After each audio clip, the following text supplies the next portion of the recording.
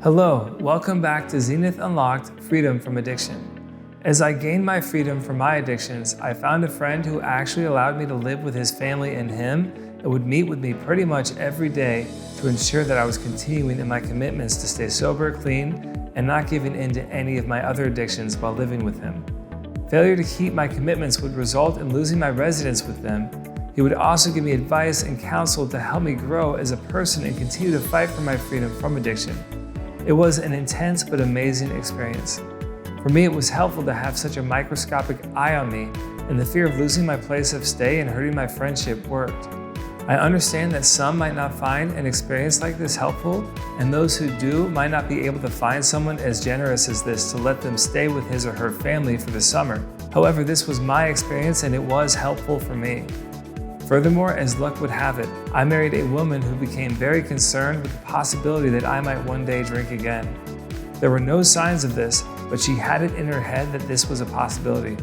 Thus, she made me promise that I would never drink again.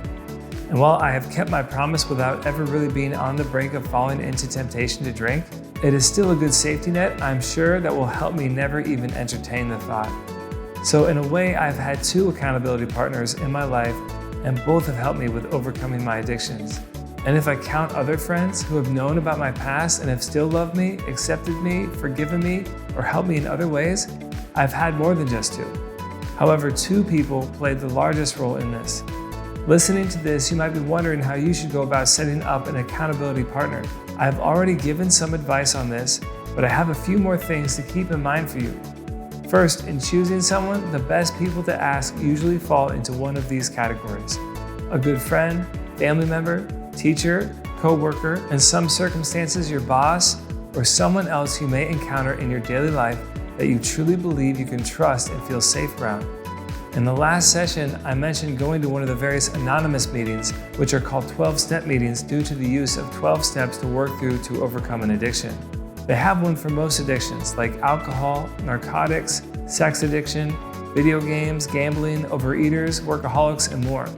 If you cannot find someone to be your accountability partner on your own, I would suggest that you go to one of these groups to find one.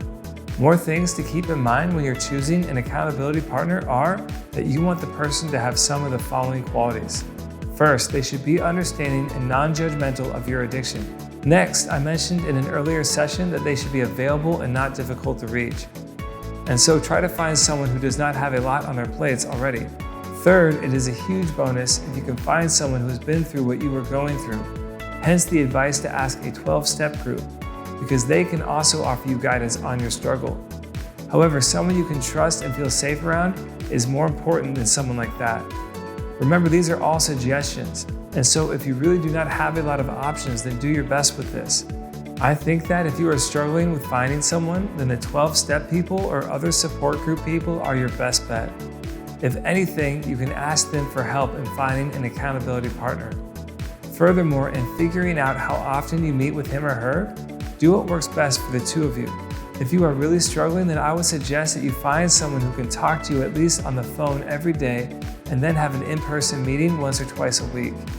Where you meet should be in a place that is convenient for both of you. However, it might be a good idea to take the lead from your partner on this.